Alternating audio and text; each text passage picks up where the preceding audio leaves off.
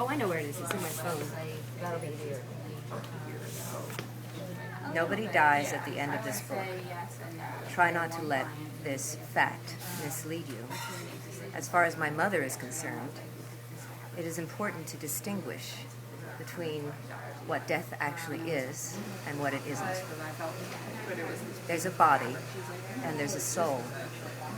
One dies, the other doesn't. Ever. And then there's how I feel about it, which is complicated.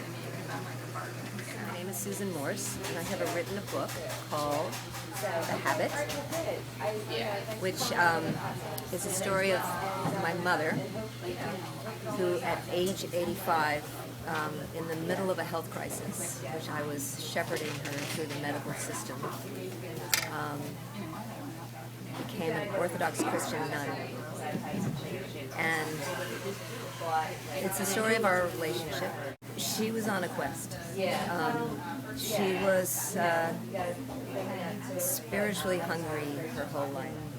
The 1940s, during the wartime, she met my father and married him, just as many people did. Married a man who was about to go off to war. It was a relationship that was never really a true, passionate romance, and there was a lot of trouble there. But they stuck it out, and they raised 4 children together and ended up actually quite content with each other by the end. After the kids moved out, she started experimenting with lots of different religions and kept changing from Episcopalian to Roman Catholic to a different kind of Roman Catholic, back to Episcopalian, and all these different things. And she's an artist, and at one point she began taking these workshops, painting Byzantine icons. And that is something you have to pray when you're doing it. The workshops tell you the whole system is really, really strict technique. And she discovered that her icons, which she was feeling very satisfied with the process of doing those, were not legitimate in the Orthodox Church because she was not an Orthodox Christian. Mother really believes in, if you believe in something, you really have to throw your whole self into it. And so for her, to be a Christian is not enough.